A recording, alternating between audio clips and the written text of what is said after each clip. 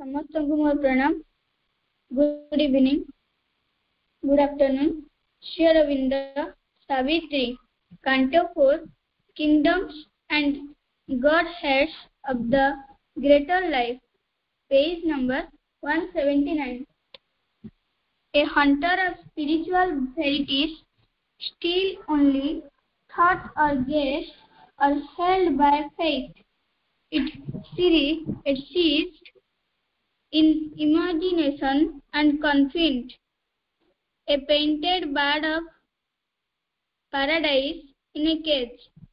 This greater life is enamored of the unseen. It calls to some highest light beyond its reach. It can feel the silence that absorbs the soul.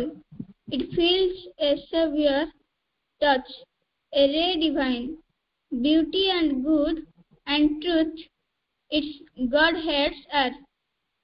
It is near to heavens than earth's eyes see, a dire darkness than man's life can bear. It has kinship with the demon and the god. A strange enthusiasm has moved its heart.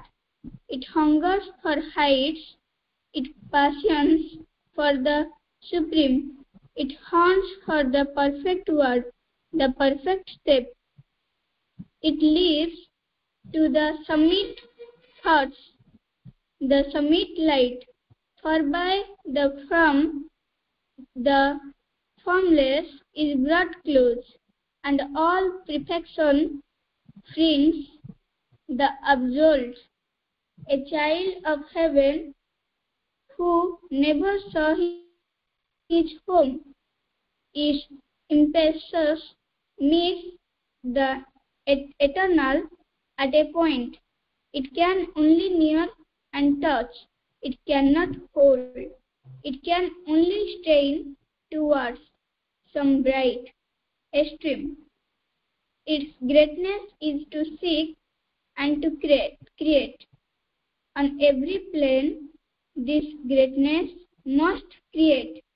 On earth, in heaven, in hell, she is the same. Of every fate, she takes her mighty part. A guardian of the fire that lights the suns. She triumphs in her glory and her might.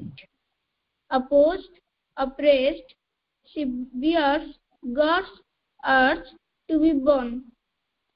The Spirit survives upon non-being's ground.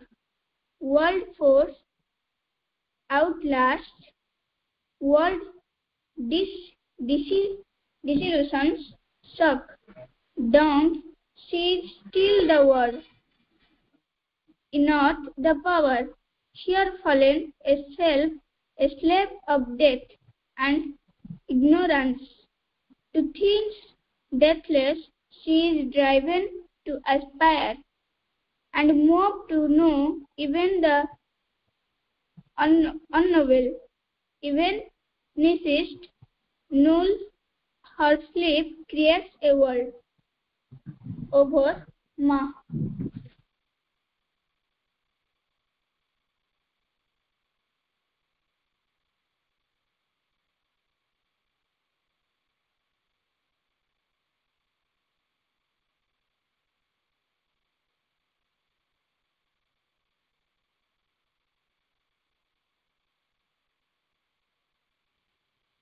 करुण महिमा परम प्रभु श्री अरविंद एठारे उपस्थित मोर मातृप्रेमीगण एवं सावित्री प्रेमीगण ओ अपा भाई को मोर प्रणाम।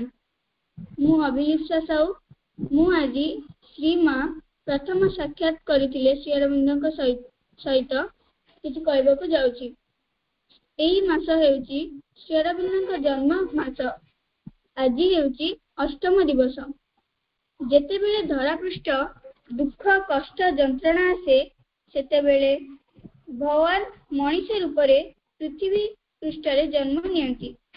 एमिति महान दुई जन व्यक्ति अछंती जहा धरा पृष्ठरे जन्म नहीं। श्री अरविंद 1872 मसीहा अगस्त मास 15 तारिख रे कोलकातार कोर नगर ठारे जन्मग्रहण करथिले। ठीक तार 6 वर्ष 6 मास 6 दिन 6 घंटा 6 मिनिट 6 सेकेंड व्यवधान रे फ्रांस रो पेरिस शहर रे जन्म नेथिले सीमा। एही दुई जन अति मानस ओल्हाई आनी आमको अति मानव परिणत करने जन्म नहीं। 29 मार्च 1914 3:30 श्री अरविंद को श्रीमा साक्षात करथिले।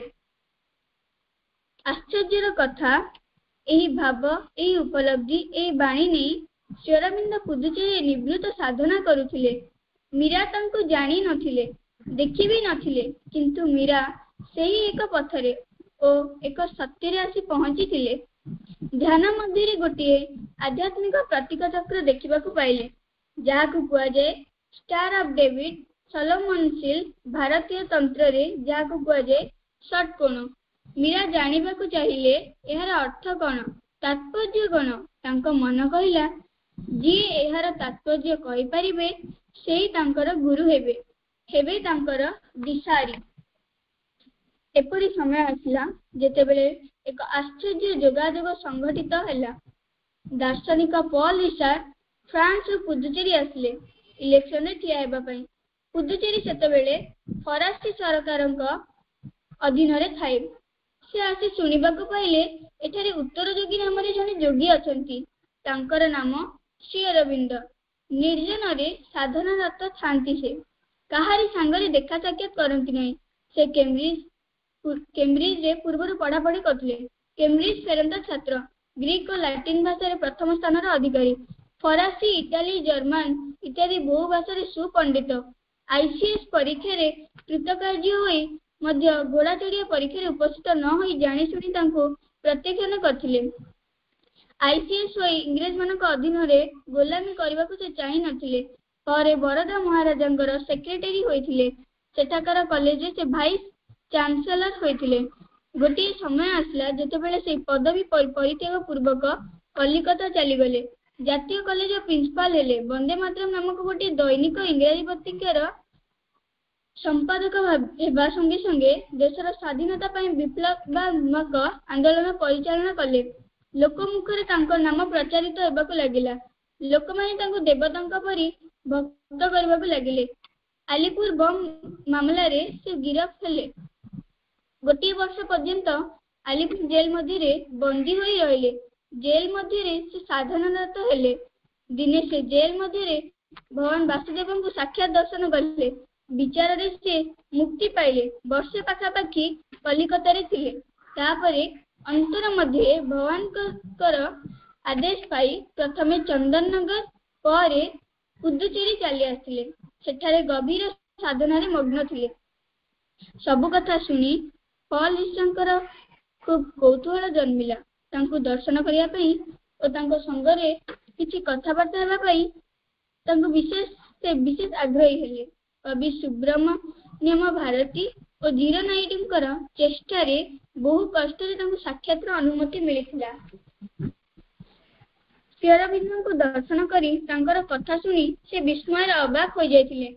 मीरांकर से ध्यानर प्रतीकटी तांको देखाइथिले। श्री अरविंद ताहार विशद अर्थ और तात्पर्य बुझाई देले।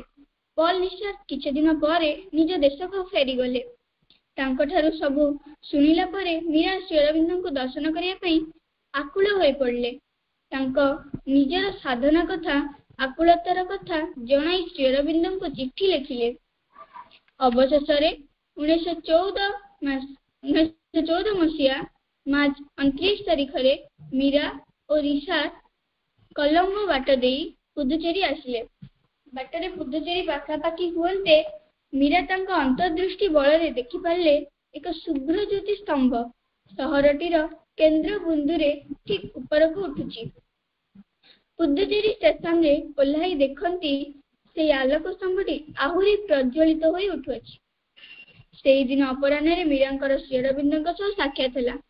मीरा एही प्रथम थर श्री अरविंद को दर्शन करने को लगिले। सीढ़ी दे ऊपर को उठा लगिले। चमकी पड़ी देखती सीढ़ीर शेष पाहाच दोतला उपरे नग्न पादरे श्री अरविंद देवता सदृश छिड़ा होइछन्ति। एतिकी नुहे जहाँ को मीरा एते काल ध्यान मध्य साक्षात करथिले, मने मने जहाँ को कृष्ण बोली भाबुथिले, सेई चक्षु, सेई दृष्टि, सेई परि लंबित केश, अभिन्यस्त श्मश्रु, ततः पुत कृश तनु, शुभ्र वस्त्रडिए, गोटिए पाख अनावृत अंगर उत्तरीय।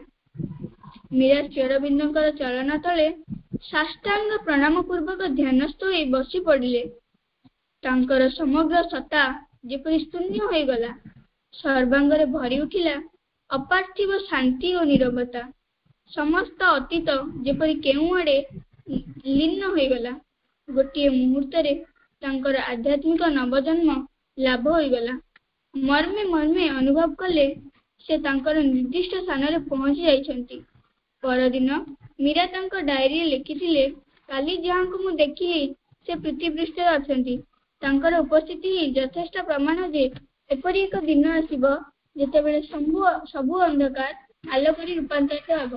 सेतेबेले तुमको तुमर राजत्व यथार्थ भाव पृथ्वी उपर स्थापित हेबो। एति कमी वक्तव्य शेष करछि। वंदे मातरम। माँ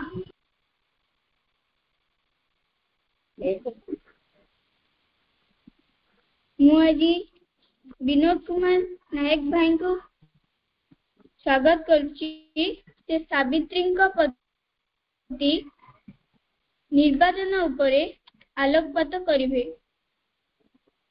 विनोद भाई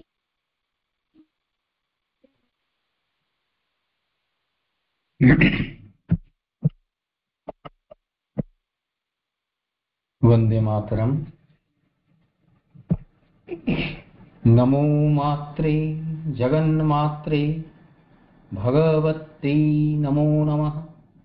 महाशक्ति महाव्यक्ति महामूर्ति नमो नमः।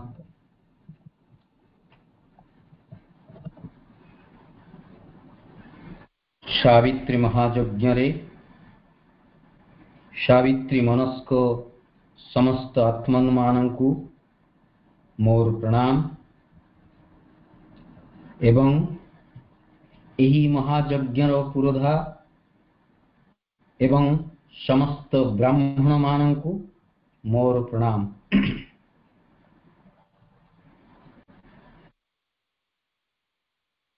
एही महाकाव्यर जीवंत चरित्र मानंकु प्रणाम ओ आवाहन।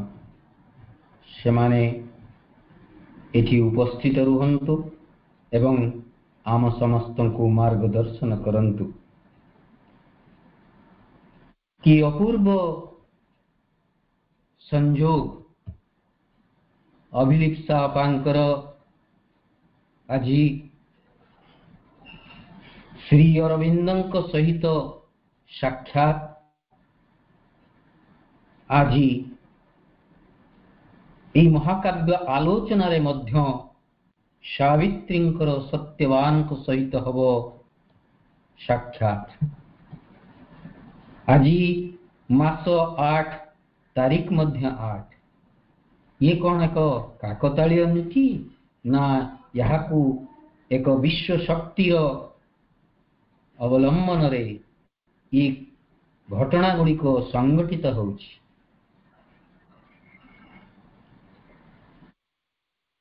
आज मो पई जो विषय वस्तु प्रसंग रखा जाइछि सावित्री महाकाव्यर श्री अरविंदंक पति निर्वाचन।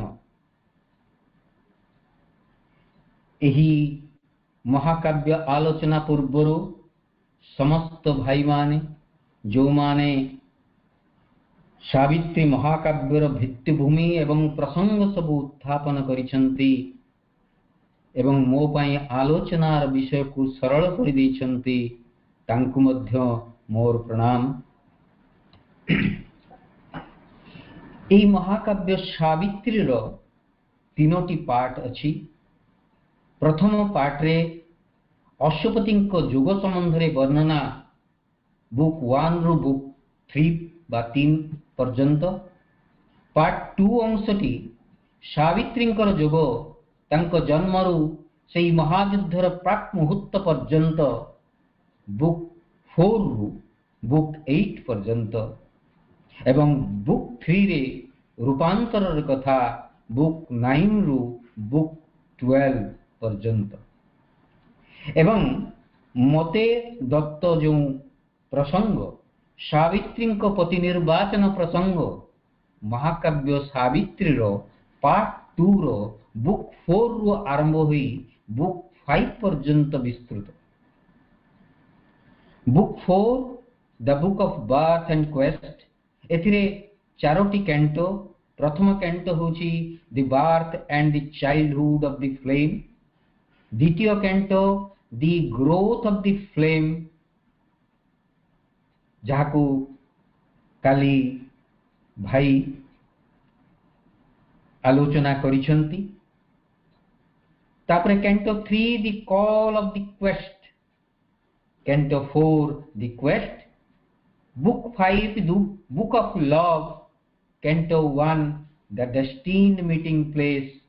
कैंटो 2 सत्यवान।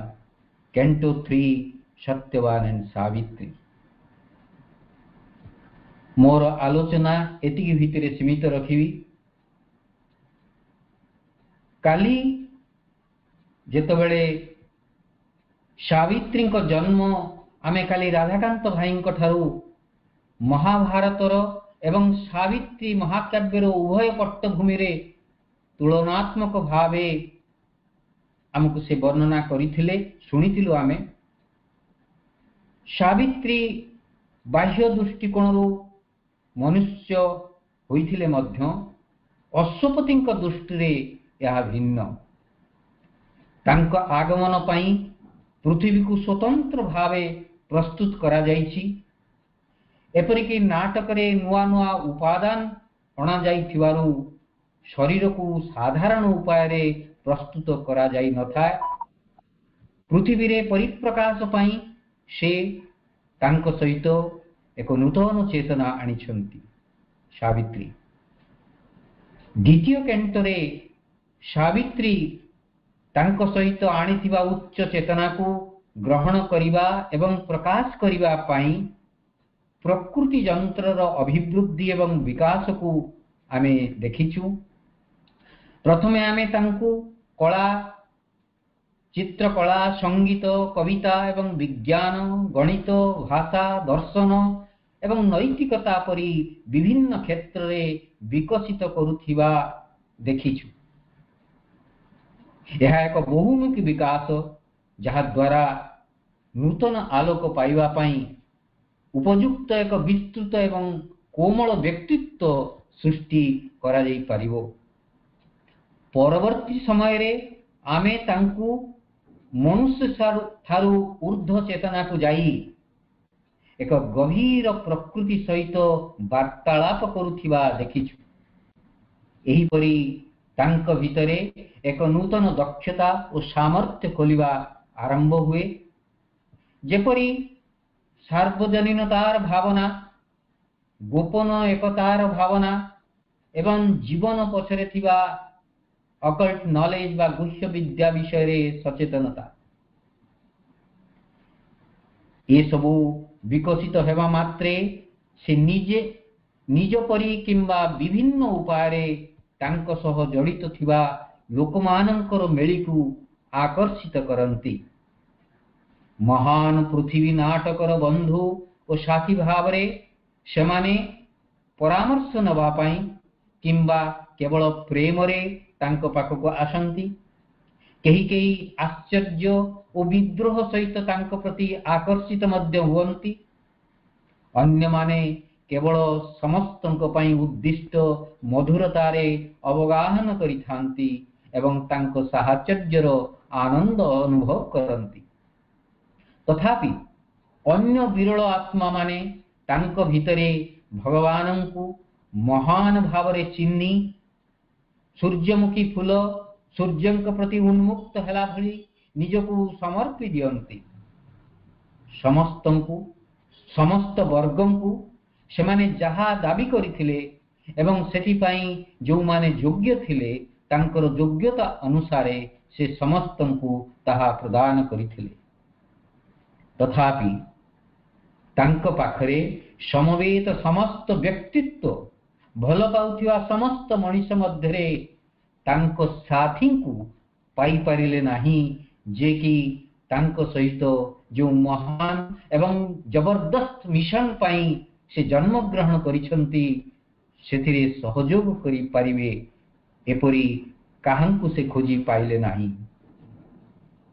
ଏହି ସାବିତ୍ରୀ ମହାକାବ୍ୟର ନାମ ପ୍ରଭୁ ସାବିତ୍ରୀ ଏ ଲିଜେଣ୍ଡ ଆଣ୍ଡ ଏ ସିମ୍ବଲ ବୋଲି ଦେଇଛନ୍ତି। ତେଣୁ ସାବିତ୍ରୀ ଅଧ୍ୟୟନ କଲାବେଳେ ଏହାକୁ ଲିଜେଣ୍ଡ ଓ ତା ପଛରେ ଯେଉଁ ସିମ୍ବଲ ବା ପ୍ରତୀକକୁ ମଧ୍ୟ ଧରିବାର ପ୍ରୟାସ କରିବା। ସାବିତ୍ରୀ ସର୍ବଗୁଣ ସମ୍ପନ୍ନା ହୋଇ ଉଠିଛନ୍ତି। ଏବେ ତାଙ୍କୁ ତାଙ୍କ ସାଥୀ ଖୋଜିବାକୁ ପଡ଼ିବ, ଯାହାଙ୍କ ସହ ସେ ଏକାଠି ଚାଲିବା ଦରକାର ଏବଂ ଜୀବନର ମୁଖ୍ୟ ପ୍ରସଙ୍ଗର ସମ୍ମୁଖୀନ ହେବାକୁ ପଡ଼ିବ। ପ୍ରତୀକ ଏଠାରେ ଦୁଇଟି ସ୍ତରରେ କାମ କରେ। ଗଭୀର ସ୍ତରରେ ଆତ୍ମାମାନଙ୍କର ସନ୍ଧାନ, ଯେଉଁମାନେ ଜୀବନର ମହାନ ଲୀଳାରେ ଈଶ୍ୱରଙ୍କର ସହଯୋଗୀ ହେବାକୁ ପ୍ରସ୍ତୁତ। ମନୁଷ୍ୟ ଯନ୍ତ୍ର ମାଧ୍ୟମରେ ଭଗବାନଙ୍କର ପ୍ରକାଶ ଘଟିବ। ମନୁଷ୍ୟକୁ ହିଁ ଈଶ୍ୱର ସତ୍ୟରେ ବିକଶିତ ହେବାକୁ ପଡ଼ିବ ଏବଂ ତେଣୁ ମନୁଷ୍ୟର ସକ୍ରିୟ ଅଂଶଗ୍ରହଣ ଏବଂ ସହଯୋଗ ଗୁରୁତ୍ୱପୂର୍ଣ୍ଣ। ଏଥିରେ ମଣିଷର ମହତ୍ୱ ରହିଛି।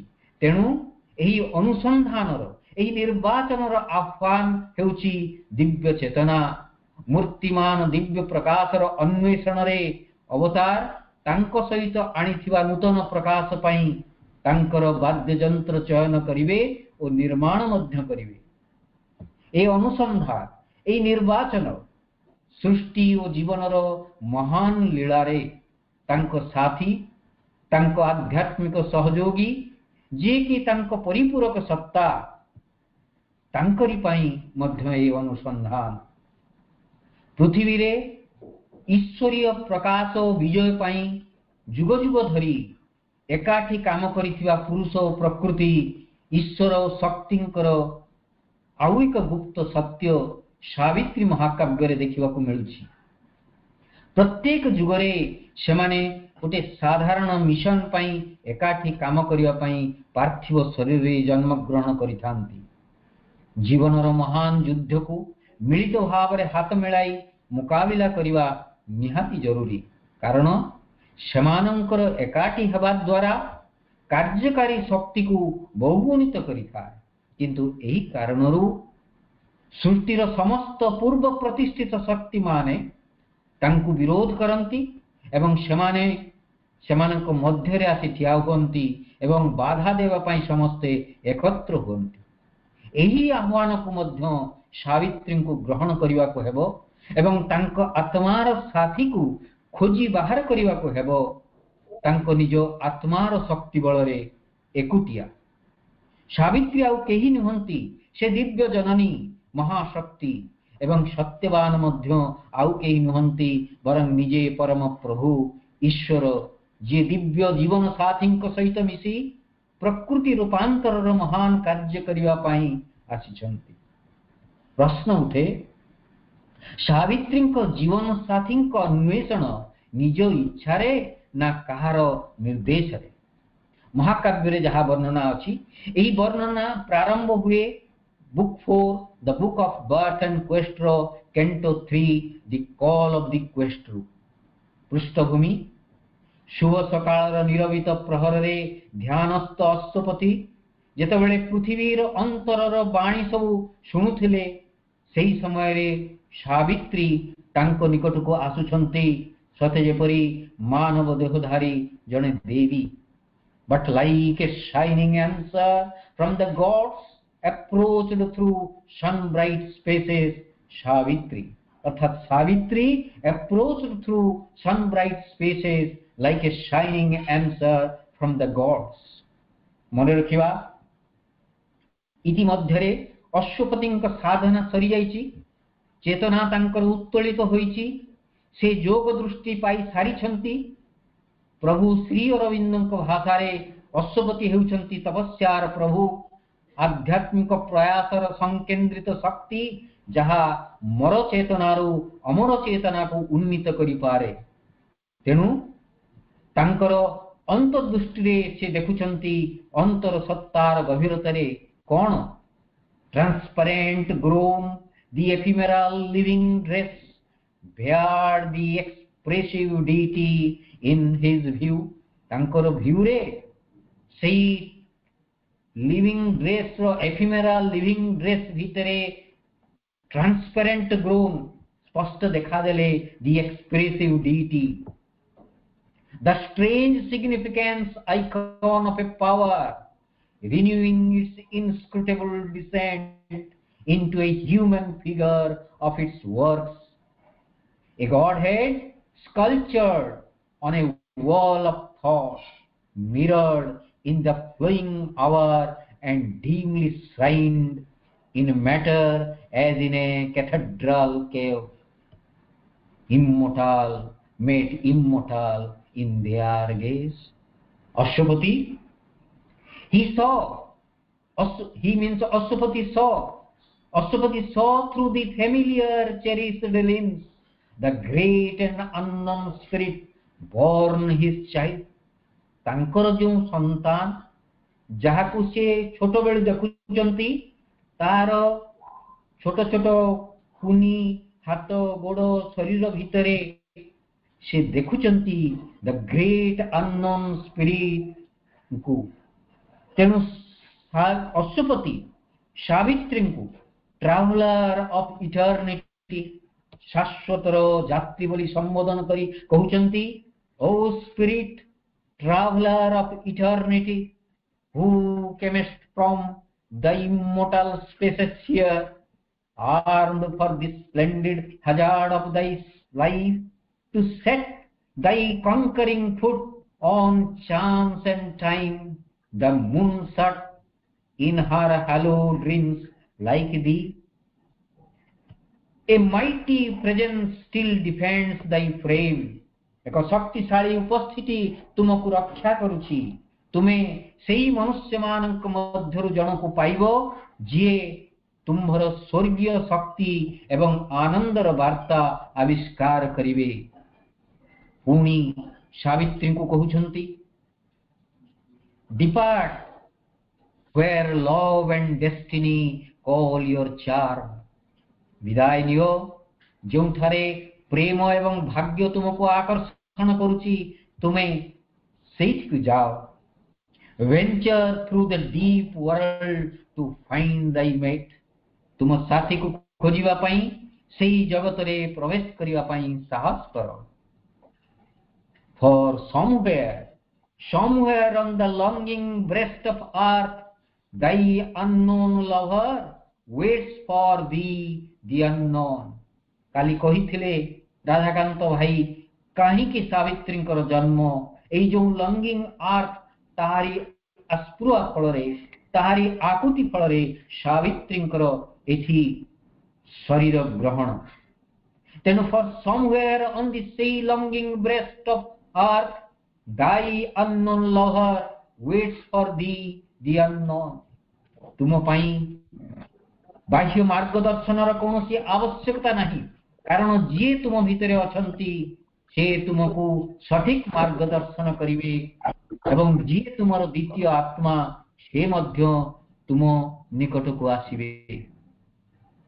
तापरे तुमर मिलन परे तुमे अनंत तत्वर नूतन आविष्कारर सफल प्रकाशर बिनारे परिणत हबो। गोटे शक्ति तुमको गतिशील करिवो, गोटे आलोक तुमको मार्गदर्शन करिवो एवं तापरे शक्तिशाली हातरे हाथ देई स्वर्गर प्रश्न जीवन को सम्मुखीन हेबो। जेतेबेले तुमे जीवन रे पूर्णता को उतरी आनी पारिवो, सेतेबेले तुमे उत्तोलित होई meet a greater god thyself beyond time। सेतेबेले तुमे से ग्रेटर गॉड को गॉड करो साक्षात पाइबो व्यो दाइशाल व्योम टाइम। अशुपति अभिभाषण रे ही सावित्री मानुषी सावित्री तांको दिव्य मिशन विषय बाह्यत सचेतन होइथिले। तांको उपरे यार प्रभाव एक मंत्र भली कार्य कला, जहा धीरे धीरे चेतनार गभीरतारे बुड़ी जाए। साधारणतः मंत्र एई भली भाव रे प्रवेश करे एवं तापरे ऊपर को उठी सम्मुख चेतना को रूपांतर घटाए। तापरे अभिक्षु एक विशालता अनुभव करे एवं एक शक्ति रे परिणत हुए।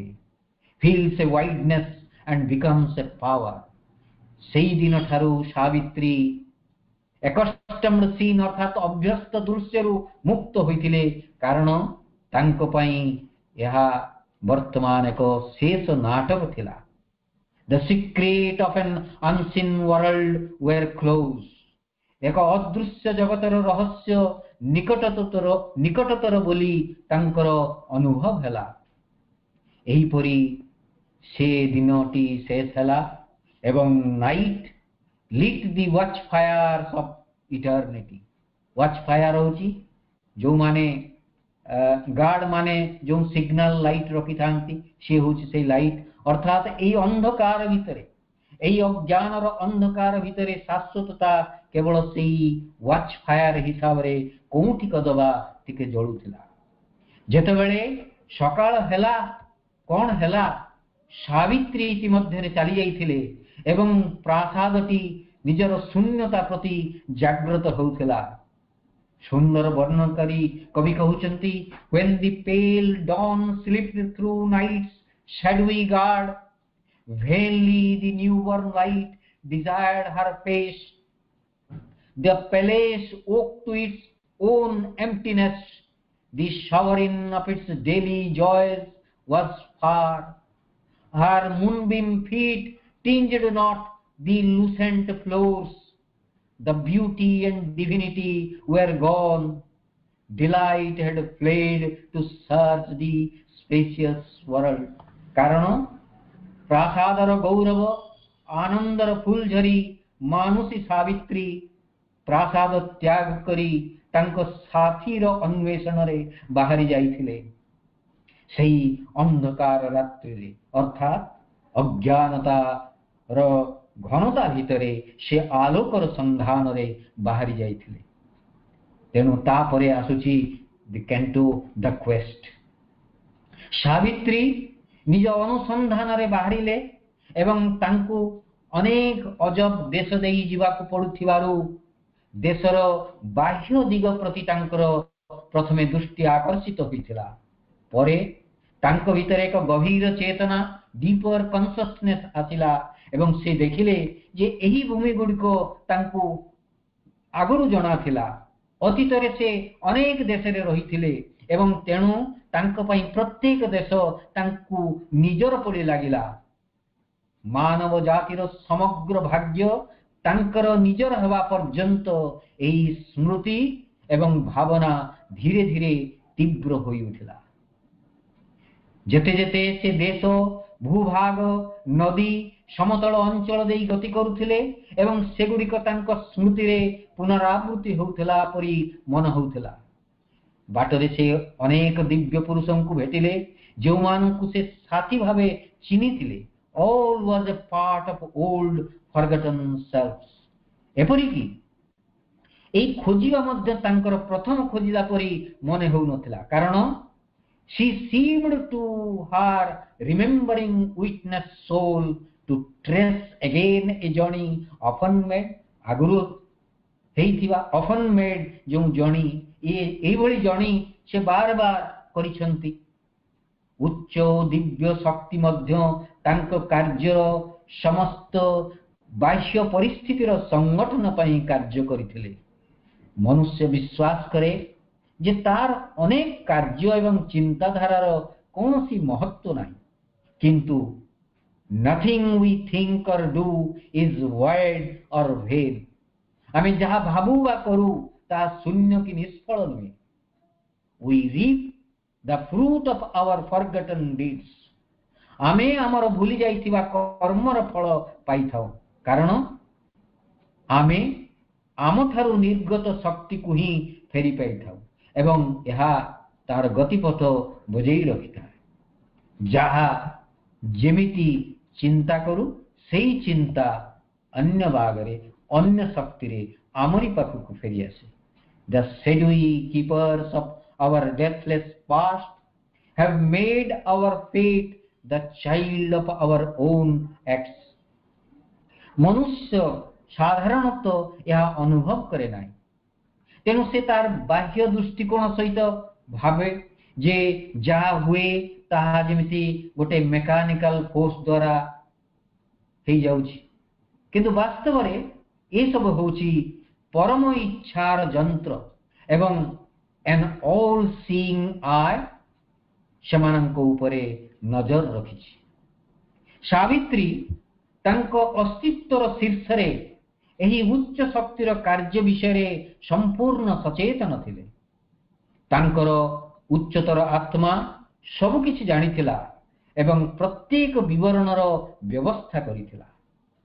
यह थिला ए वे prepared by N unerring guide, एक निर्भुल गाइडिंग को द्वारा ए रास्ता प्रस्तुत होइथिला।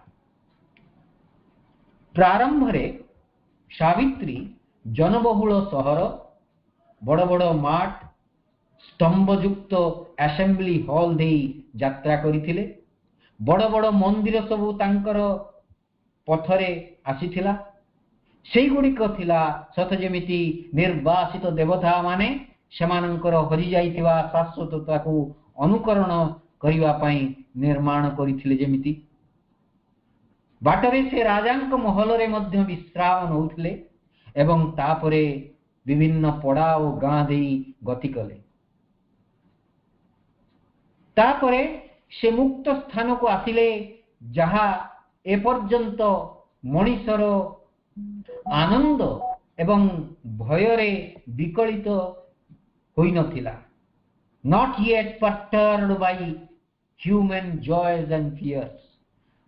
नथिला सेठारे विशाल चाष जमी बा प्रसाद, खाली थिला मृदु मलय रे हिल्लोलित घास जमी और प्रांतर। समय एठारे धीरे धीरे अतिबाहित होइथिला परी जणा पड़ुथिला। एही सब स्थान रे केवल शांति नुहे बरं शब्दहीन चिंताधारार ताल एवं पृथ्वीर अस्पष्ट गुंजरण शुणा जाउथिला। एठारे केही भी पृथ्वी मातांक नीरव प्रेम को, तांक आत्मा को अनुभव करि पारिबे, तांक जीवंतता को पाई पारिबे। मनुष्यर आत्मा एही स्थान गुड़िकरे मुक्ति अनुभव करि पारे। पृथ्वी मनुष्य पाई तथापि एही भली दुर्गम अंचल, गभीर जंगल, एकाकी स्थान, खेत समतल अंचल, पक्षी मानकर कांद एवं फूलर रंग रे एकाकी बंचाई रखिछि। एही सब स्थान को या खुशीर कथा। मनुष्यर नजर ता उपरे पड़िनी, विकृत हेई नछि एही सब स्थान। प्रकृतिर एही अविकृत भूमि चंद्र एवं नक्षत्र द्वारा आलोकित होइथाय एवं गभीर अंधार राति द्वारा परिदर्शित होई। पृथ्वी तार शक्ति एवं एकांततारे अंशीदार हेबा पई बहुत कम व्यक्ति को एठाकू डाके, एही भली स्थान को डाके। कठिन जीवन परे राजा माने पक्षी पशु एवं फूल सहित खुशी रे रहुथिबा एही स्थान गुड़िकरे आसी अवसर नियंती।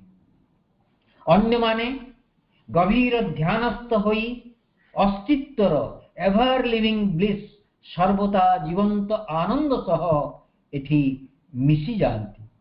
सेमाने किछि गभीर स्वर सुनंती एवं एक सर्व प्रकाशित आलोक ऑल रिवीलिंग लाइट को देखंती। असीम प्रेम माध्यम रे सेमाने समस्तंक अंतर रे सेई एकमेव अद्वितीयं को मध्य अनुभव करंती। केही केही एक विस्तृत साक्षी चेतना हासिल करंती एवं परमात्मा को सह जोगाजोग करि पारंती। सन्यासी माने मध्य विषय त्याग करी एही एकांत स्थान रे निजर शांतिर उच्चतारे in the tranquil heights of self रहुथिले। केवल असीमंक शेष आदेश को अपेक्षा करुथिले। सेठारे अन्य माने सार्वजनीन इच्छा सहित समन्वय रक्षा करने को चेष्टा करुथिले। एही संत मानंकु शिष्य माने घेरी रहुथिले। साधक माने आत्मार तृष्णा नहीं एही शांत पवित्र स्थान निकट को आसुथिले एवं आवश्यक करुथिबा पवित्रता और शांति को सेमाने पाउथिले। ऋषि माने भगवानक पई एवं सेमाने बंची थिबा अमर चिंताधारा को युव मानसरे संचारिवा पई बंची रहिथिले। सेमाने सबु महाजागतिक शक्तिर साथी थिले। Their speech, their silence was a help to earth. सेमानंक अभिभाषण सेमानंक नीरवता पृथ्वी पई एक साहाय्य थिला।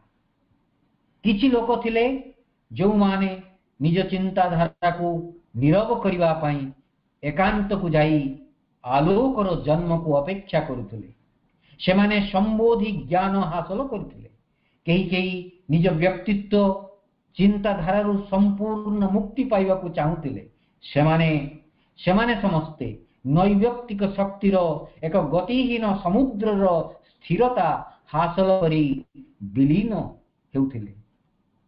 अन्य माने अनंत इच्छार साथी हेबा को चाहुथिले एवं सेमाने अतीत एवं भविष्यतरे समयर योजनार सर्वेक्षण करिथिले। केतेक पक्षी परी पृथ्वी को उठी एक उज्जवल एवं वैशिष्ट्यहीन विशालतारे अदृश्य हो जाउथिले। केते जन जगत प्रति नीरव साखीर मान्यता पाइथिबा बेले केही केही निजर विश्व उदासीनता द्वारा जगत को साहाय्य करिथिले। सावित्री एही आश्रम मान देई अतिक्रम करिथिले एवं सेति मध्यरु केतेकंक ठारे मध्य विश्राम करिथिले। She rested drawing around her like a cloak, its spirit of patient muse and potent prayer. बेले बेले सावित्री वायुमंडल रे किछि आध्यात्मिक शक्ति पाई रथ को अटकाई थिले। प्राचीन संत मानक द्वारा छाड़ी जाइथिबा आत्मार प्रभाव को अनुभव करुथिले, आत्मस्थ करुथिले। अनंत शांतिर संपर्कीयता को अनुभव करुथिले। But morn broke in reminding her other quest and from low rustic couch or mat she rose.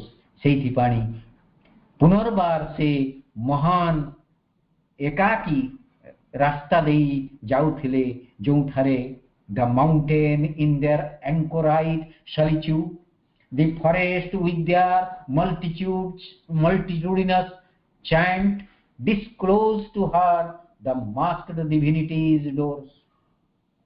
आकाश उजाणी शिखर जंगल एवं मरुभूमि को अधिकार करिबा पई मुंड उठाइथिबा ड्रीमिंग प्लेन्स, स्वप्नमय समतल, इंडोलेंट एक्सपेंसेस, अदम्य विस्तार, हडल्ड हिल्स, विघ्न घोर पहाड़माला देई से अतिक्रम करिथिले। किंतु तथापि से तांको अन्वेषणर ईप्सितंकु ए पर्यंत पाई नथिले। एही निकांचन अभिकृत वन्य भूमि रे विभिन्न संत सन्यासी मानक सह सावित्रींकर भेटाभेट केवल कविर कल्पना ना आउ किछि? जदि श्री अरविंदक सिंबल को नेबा ताहाले याकू पूर्व प्रतिष्ठित आध्यात्मिक विभिन्न सत्य हिसाब रे नहीं परिबा, जेपरि अद्वैत सिद्धांत, निर्वाण, भक्ति और संन्यास। सावित्री एही सब चेतनार उपलब्धि को अंगीकार कले, किंतु अंतरर प्रेरणा रे एमाने तांकर आदर्श नुहे बोली जानिले, एणु अनुसंधान तांकर जारी रहिला। आसिला the destined meeting place. Shri Aurobindo Savitri साथी भाव रे भाग्य द्वारा मनोनीत सत्यवान को भेटिवा पाई सावित्री केउ स्थान रे अछंती ताहाकू एही कैंटो 5 रे स्पष्ट भाव रे वर्णना करिसंती प्रभु श्री अरविंद। अनंत प्रभु एवं तांको अनंत जीवन साथी मध्य सठिक साक्षात पाई उपयुक्त पर्याय स्थिर करा जाउची। जदिओ बाहर आखि को ताहा आकस्मिक लागुची तथापि प्रकृत रे किछि अद्भुत नुहे। जो स्थान रे सेमाने साक्षात करंती ताहा पृथ्वी रे स्वर्गर नंदन कानन परि। प्रकृत रे एही साक्षातर गभीर अर्थ रहिछि एवं गुरुत्वपूर्ण सिंबल माध्यम रे आमको प्रकाश करी दिया जाउछि जे दुहे केउटी साक्षात करिबा आवश्यक। तांको बाछिबा को पड़िबो से जहा किछि थिले अछंती एवं केबे भी होई पारिबे ताहार संपूर्ण विलोप किंबा पुनर्जन्म बा पुनर्निर्माण एक नूतन मन एवं नूतन जीवन सहित विलुप्त हेबार प्रचंड सीमारू फेरिबा को पड़िबो। मन याकू जानि पारे ना, मन याकू जानि पारे नाही किंबा संज्ञा मध्य देई पारे नाही। अनुभव करिवार प्रयास रे यहा एथिरे विलीन होई पारे, नचेत नुआ होई माइंड ऑफ गॉड रे परिणत होई पारे। But now the destined spot and hour were close. Unknowing she had neared her nameless goal. Unknowing Ajna भाव निजे जानी ना। Unknowing she had neared her nameless goal. Savitri को भाग्य सेमानंको साक्षात पाई निर्धारित स्थान आड़कू नहीं जाउछि। सावित्री तांको लक्ष्य निकट को आसुथिले मध्य ए पर्यंत आविष्कार करि नाहंती, कारण भाग्यर स्क्रिप्ट भितरे रुचि रहिछि सेही लक्ष्य जहा आड़कू से एही रास्ता को जीवा उचित। सत्यवान को सह तांकर साक्षात हेले जाई तांको मिशन पूर्ण पाई द्वार उन्मीलित हेबो। जदिओ सब किछि अंध सुजोगर खेल परी मने हुए तथापि एक ज्ञान एक प्रज्ञा पछरे रही कार्य करे। आमर साधारण कार्य होउछि एक सर्वज्ञ ज्ञानर प्रतीक जहा प्रत्येक जिनिस रे पछरु रही नियंत्रण करे। सब किछि गोटे कारण रु ही घटे एवं पूर्व निर्दिष्ट समय एवं स्थान रे ही घटिता। To a space she came of soft and delicate air that seemed a sanctuary of youth and joy, a highland world of free and green delight, where spring and summer lay together and strove in indolent and amicable debate, unarmed, disputing with laughter who should rule. Prema, love, हेउची Basantar आनंद एवं प्रारंभिक ग्रीष्मर उष्मतारे परिपूर्ण एक युव देवता।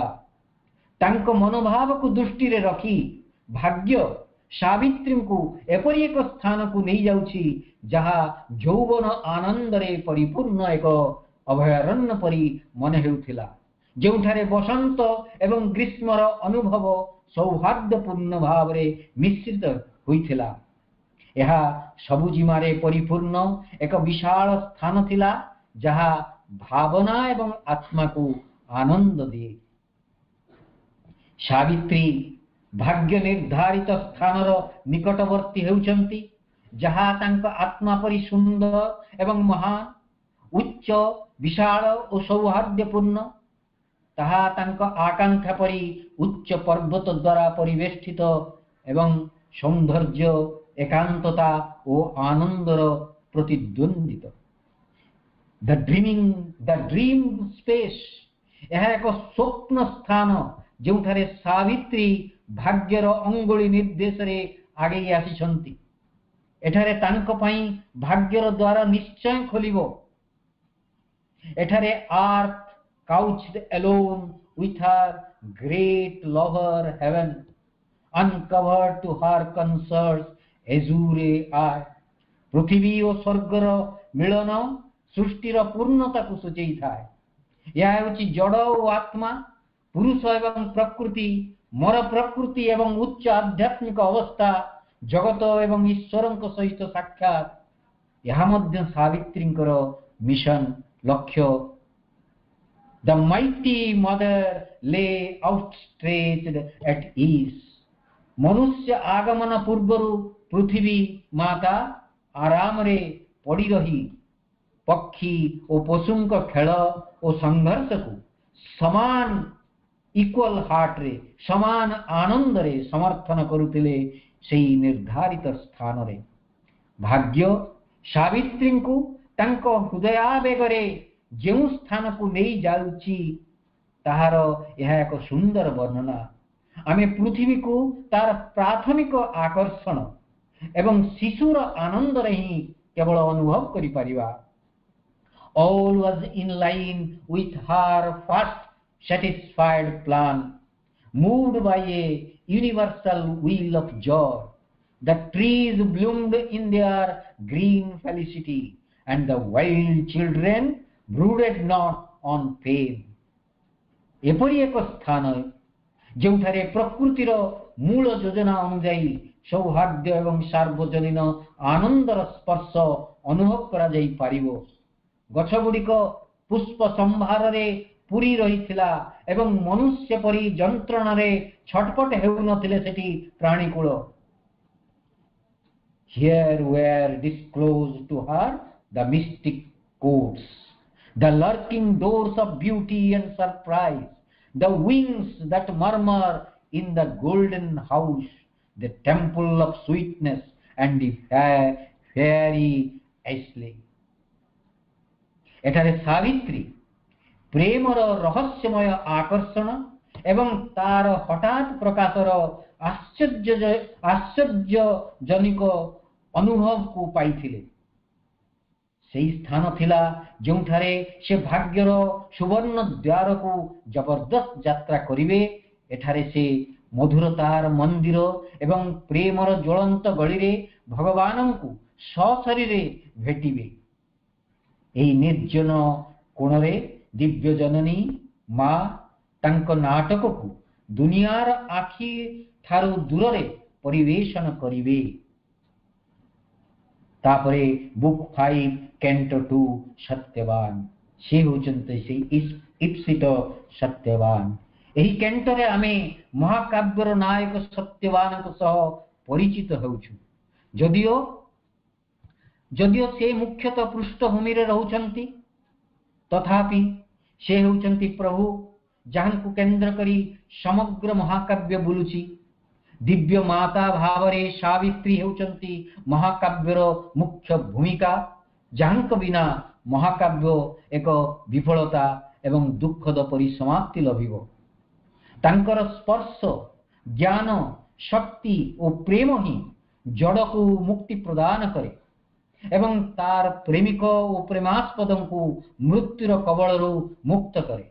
ତଥାପି ତାଙ୍କର ସମସ୍ତ ପ୍ରୟାସ ସତ୍ୟବାନଙ୍କୁ ନେଇ ଘୁରୁ ବୁଲୁଛି।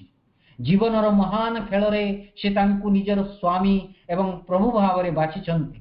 ଯଦିଓ ସେ ଅଶ୍ୱପତିଙ୍କ ପ୍ରାର୍ଥନାରେ ରାଜି ହୋଇ ଜଗତକୁ ଓହ୍ଲେଇଥିଲେ, ତଥାପି ସତ୍ୟବାନଙ୍କୁ ଅଜ୍ଞତା ଓ ମୃତ୍ୟୁର କବଳରୁ ଉଦ୍ଧାର କରିବା ପାଇଁ ତାଙ୍କର ଲକ୍ଷ୍ୟ, ତାଙ୍କର ପ୍ରୟାସ।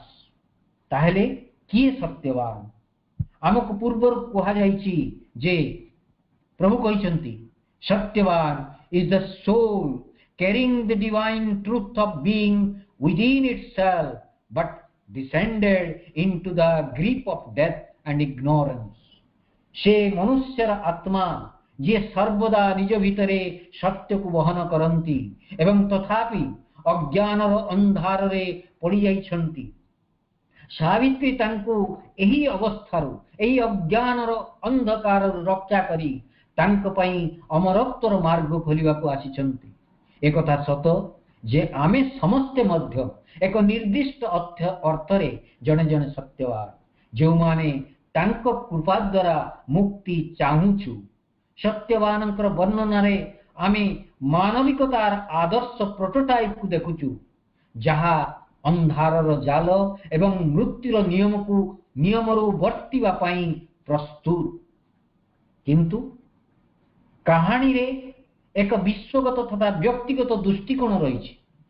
यह संगे संगे एक प्रतीक तथा वास्तवता मध्य। सत्यवान मध्य पृथ्वी रे थिबा जने मूर्त जीव जी सावित्री मिशन रे साहाय्य करिवा को आसीचंती। मानविकतार प्रतिनिधि भाव रे से मृत्युर द्वार देई अज्ञानतार बोझ बहन करने को स्व इच्छा बाछिछंती। एही अर्थरे सत्यवान आउ केही नुहंती, निजे परम प्रभु जे कि अज्ञानर आवरण को ग्रहण करिछंती सावित्री सहित दिव्य लीला प्रकट पाई पृथ्वी रे रूपांतरित मन प्राण शरीर रे भगवत प्राप्ति पाई। तेणु सावित्री और सत्यवान दुई जन साक्षात करुतिबा एही सुंदर मुहूर्त रे तांकु एबे महाकाव्य रे परिचित करा जाउछि। नर एवं नारायण को भली एमाने मध्य अविच्छेद्य साथी जो माने विभिन्न समय रे विभिन्न देह रे पृथ्वी को ओल्लाई नूतन बाट देखाइछंती। Here first she met on the uncertain earth the one for whom her heart had come so far. Here first she met on the uncertain earth the one for whom her heart had come so far. सेही अपूर्व मुहूर्त पाखी आसी सावित्री से स्थान रे पहुंची जोठारे से राजप्रसादर निरापत्ता एवं स्वाच्छंद छाड़ी ए पर्यंत जहां को खोजुछंती तांको भेटिवा पाई से ए पर्यंत तांको भेटी नाहंती, किंतु तांको पाई तांको हृदय तांको एठाको आनिछि। As might a soul on nature's background limned stand out for a moment in a house of dream created by the ardent breath of life, so he, means Satyavan, so he appeared against the forest verge, inset to its green relief and golden ray. A rango, green and golden, यार मध्य सांकेतिक अर्थ अछि। प्रच्छद पट होछि एक स्वप्न जगतर सबुज तरुराजी एवं ता उपरे सूर्य किरणर सुवर्ण स्पर्शर भावमय परिवेश रे प्रकृतिर पृष्ठभूमि एवं निश्वास द्वारा निर्मित शारीरिक घरर पृष्ठभूमि रे सत्यवान आत्मा भाव रे आविर्भाव होइथिले। किपरि ना as if a weapon of the living light, erect and lofty like a sphere of God, his figure led the splendor of the morn. से जीवंत आलोकर अस्त्र परि मन हेउथिले, भगवानकर भाला परि दंडायमान एवं तांको आकृति सकाळर सूर्यको नेतृत्व देउथला परि मन हेउथला। His look was a wide daybreak of the gods. His head was youthful riches touched with light. His body was a lover's and a king's. Out of the ignorant, eager toil of the years, abandoning man's loud drama, he had come, led by the wisdom of an adverse fate, to meet the ancient mother in her groves. एही प्रतिकूल भाग्य द्वारा तांकु एही जंगल भीतर को निया जाइथिला। से मनीषर कोलाहलमय नाटक त्याग करी आदि प्रकृति को तांक बाटिका रे भेटिबाकू एठाकू आसीथिले। किए? अश्वपति। से होचंती तांकर वर्णना देई कवि कहउचंती a Veda knower of the unwritten book pursuing the mystic scripture of her forms, he had caught her hierophant significances, her sphered immense imaginations, learned, taught by sublimities of stream and wood, and voices of the sun and star and flame. Shri Aurobindo एठारे गभीर सत्यर संकेत देइछन्ति जे अनंत वेद मानव हृदय भितरे वास करे एवं पृथ्वी रूपर सांकेतिक भाषा पढ़िबा समय रे यार लुक्कायित पृष्ठा खोली जाए। एहीपरि वेद ज्ञानी हेउचन्ति सत्यवान, जे झरणा एवं जंगल मध्य बसवास करी सेमानंकर उत्कृष्टता को अनुभव करी वेदर सत्यता एवं जीवनर प्रकृत महत्व को अनुभव करिसेंती। से सूर्य चंद्र ज्योति माध्यम प्रकृत ज्ञान लाभ करिसेंती। पशुपक्षी ठारू जीवनर रहस्य को शिक्षा लाभ करिसेंती। से सामाजिक बाध्यबाधकतार सम्मुखीन होई नथिले, सेथिपाई एक स्वाधीन जीव भाव विकसित होइथिले। सबु जिनिसरु से शिक्षा लाभ करिथिले। आनंद शांतिर क्रम प्रगति से विश्व आत्मा सहित एकता अनुभव करिथिले। समस्त अनुभूति को ईश्वर चरण रे रखी तांक मन स्वतस्फूर्त भाव विश्व मन प्रति उन्मुक्त होइथिला। तांकर कार्य सेई ताଳରେ चलीथिला। से निज अज्ञ चिंताधारा को प्रकृतिर ज्ञान रे उद्दीप्त रखिथिले। एहीपरि सत्यवान को जड़े छात्र भाव में परिचित करा जाए, जी प्रकृतिर विद्यालय शिक्षा पाई समस्त प्रकार ज्ञान आहरण करिसेंती।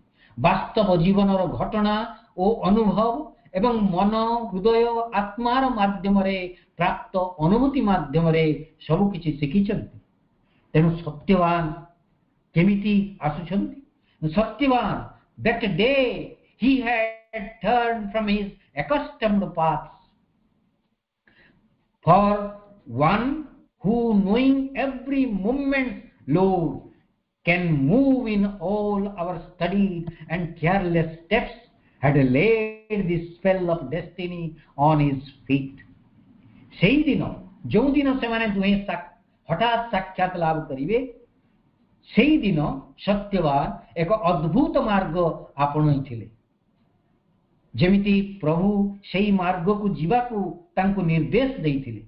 जिए आपण आमर भाग्य निर्धारण करे, आमको कौन सहीवाकू पड़िबो निर्णय करे, सेही आम पादरे भाग्यर बेड़ी पकई आम पादरे ही गति कराए। एही भली सत्यवान को जंगलर सेई नवपल्लवित पुष्प भरा निर्दिष्ट स्थान आड़कू टाणी निया जाइथिला भाग्य द्वारा। पुणी सावित्री को Savitri thus in the hour that most concerned her all, wandering unwarned by the slow surface mind, the heedless scout beneath her tempting leads admired indifferent beauty and cared not to wake her body's spirit to its king. सबुठारु ईप्सित समय आसी पहुंची जाइछि। से निज बहिस्थ मनरे outer mind रे भयभीत न होई एठाकू चली आसिछन्ति। तांको आखि चारिआडे सौंदर्य को देखि प्रशंसा करुछि। भाग्य एठाकू आनिथिबा तांको शरीरर राजा सत्यवानक उपरे एपर्यंत तांकर नजर पड़ी नाही। So might she have passed by on chance ignorant roads, missing the call of heaven, losing life's aim, but the God touched in time her conscious soul. तेणु स्वर्गर डाक भूली जाई से सुजोग एवं अज्ञतार रास्तारे अतिक्रम करी निजर लक्ष्य हराई जाई थांते, किंतु ठीक समय रे तांको आत्मा को सतर्क करी दिया जाइथिला। Her vision settled, caught, and all was changed. तांको दृष्टि रे सत्यवान को झलक देखिवा को मिलिथिला एवं सब किछि बदली जाइथिला। प्रथमे तांको मन आदर्श स्वप्न रे बुलुथिला, जहा अनेक समय रे वस्तु अंतराल रहिथिबा सत्य को बा अर्थ को सूचई देई था। ताहा द्वारा से सत्यवान को भितरे प्रतिभार संकेत देखिवा को पाइले। तांको जीवनर प्रभु एक प्रतीक मूर्ति भाव ठिया होइथिले सम्मुखरे। ठीक आज जेमिति अभिलिप्सा अपा वर्णना करुथिले, माँ देखुचंती सत श्री अरविंदं को देवतांग तुल्य। Yet this was but a moment's reverie, for suddenly her heart looked out at him.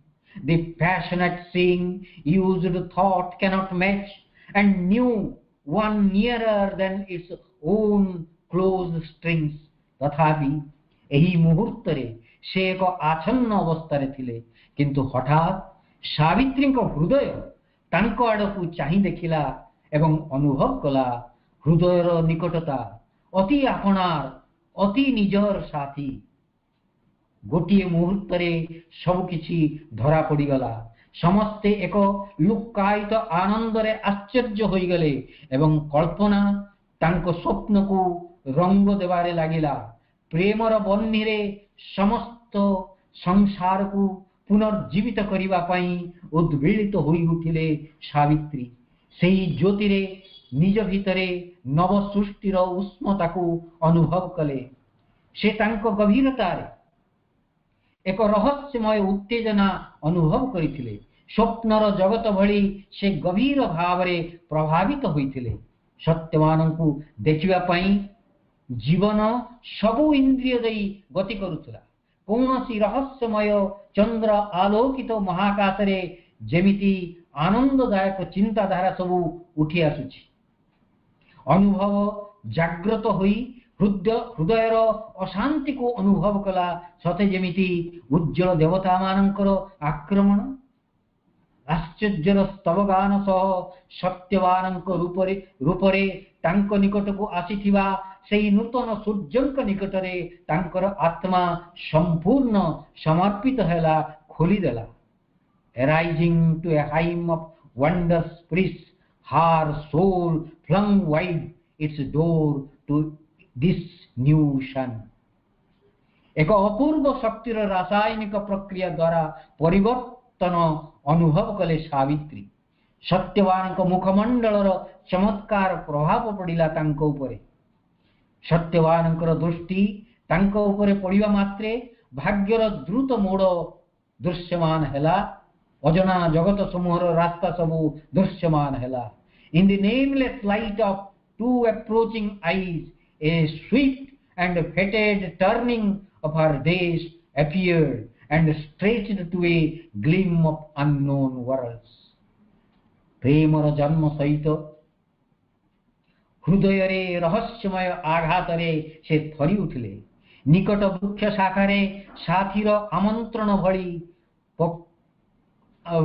आमंत्रण सुनी पक्षी भली तांको हृदय पुलकित होई खुशी रे चित्कार करी उठिला सावित्री हठात भाग्यर बदास रे छटपट हुई रथ को अटकाई देले hooves trembled fast wheels largely stumbling seized the chariot stood like an arrested wind Savitri को नजर सत्यवान को ऊपर पड़े एवं तांको हृदय रे प्रेम जन्म लाभ करे now Satyavan feels the change within himself Satyavan भितरे से परिवर्तन देखुं सावित्री पति निर्वाचन दृढ़ता जना पड़े जेतेबेले नारद राजा अश्वपति एवं रानी मालवींकर एवं सावित्री उपस्थिति रे से क्रूर सत्य को प्रकाश करुचंती पुणी निजर पसंद उपरे पुनर्विचार करिवा पई मां तांको अनुरोध करुचंती सावित्री को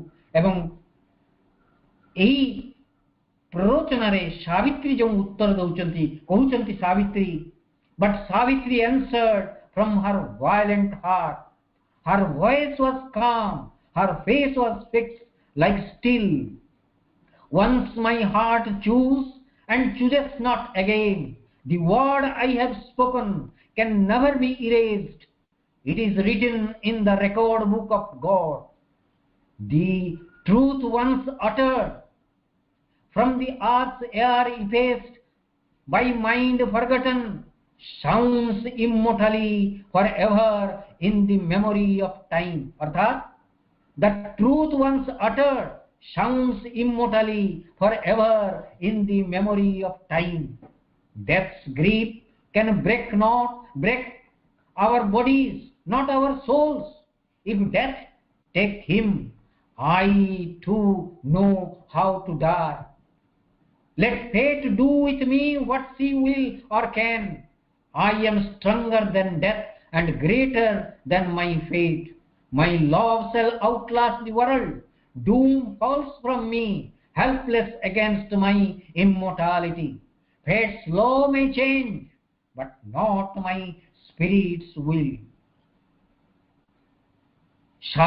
ସତ୍ୟବାନଙ୍କର ଆବିର୍ଭାବରେ ଏହି ଅନୁସନ୍ଧାନ, ଏହି ଖୋଜ ଶେଷ ହୋଇଛି।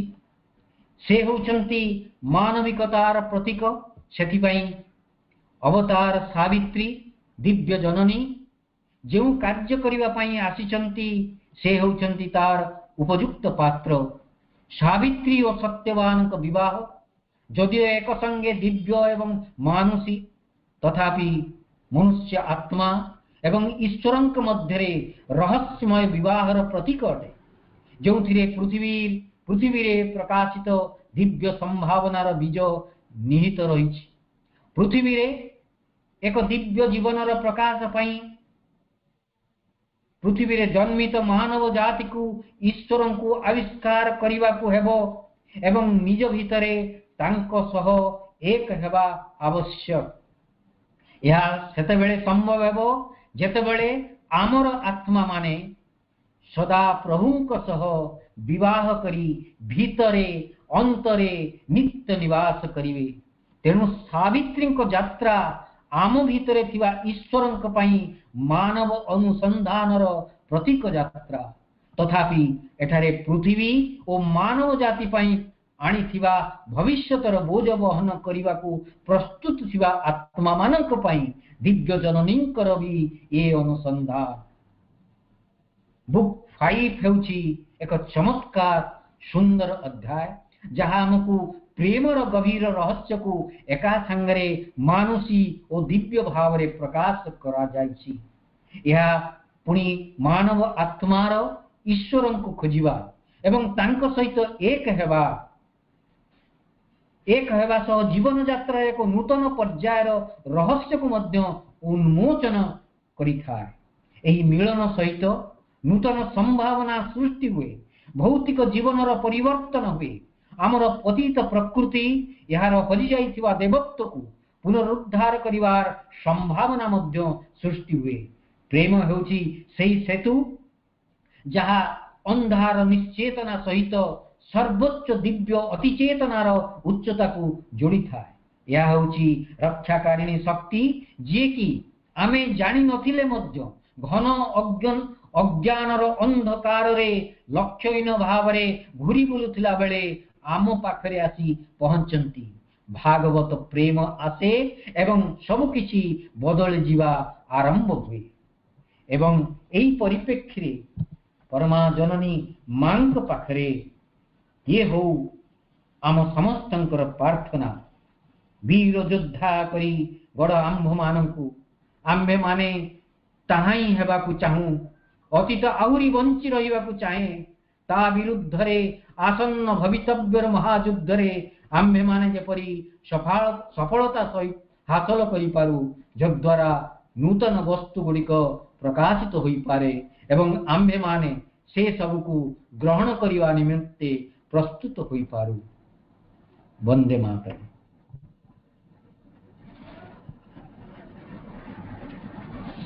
ମା ସାବିତ୍ରୀ ମହାଯଜ୍ଞର ଶେଷ ପର୍ଯ୍ୟାୟ କୃତଜ୍ଞତା ପର୍ବଟି।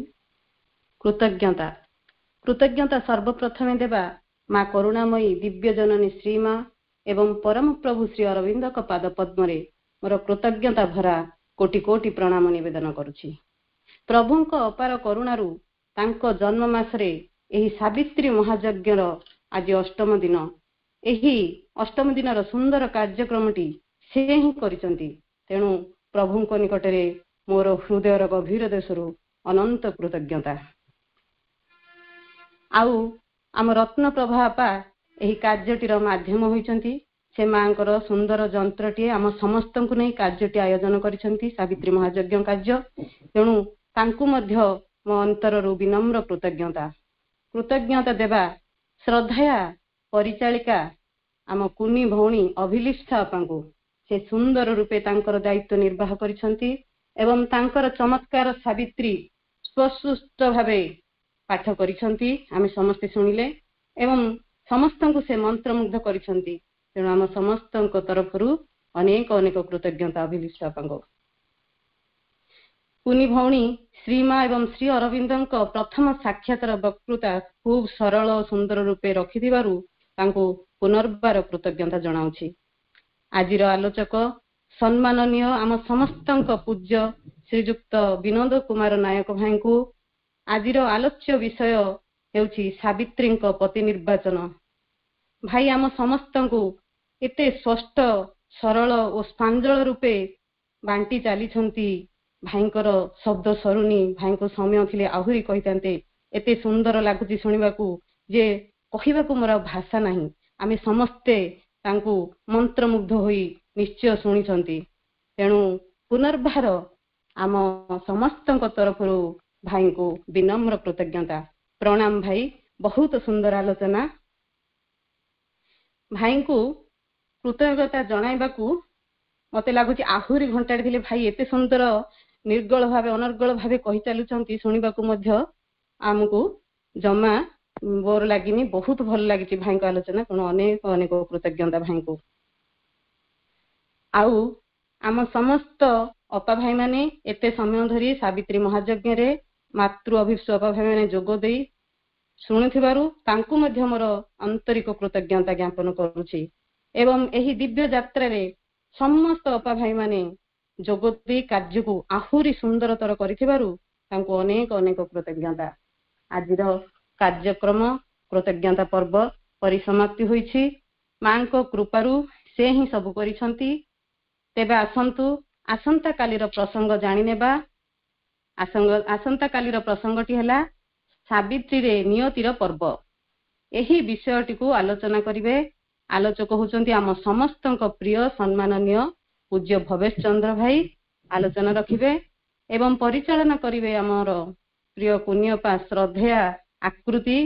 ଆଉ କୃତଜ୍ଞତା ଜ୍ଞାପନ କରିବେ ଆମର ପ୍ରିୟ ରାନୁ ଭଞ୍ଜ ଅପା। ଠିକ କାଲିକି 4ଟା ପୂର୍ବରୁ ଆମେ ପୁଣି ସମସ୍ତେ ଏହି ଯଜ୍ଞରେ ସାମିଲ ହେବା। ଯୋଗ ଦେବା ପାଇଁ ସମସ୍ତଙ୍କୁ ବିନମ୍ର ଅନୁରୋଧ। Victory to the divine mother, victory to the divine mother, victory to the divine mother. ମା ମା ମା।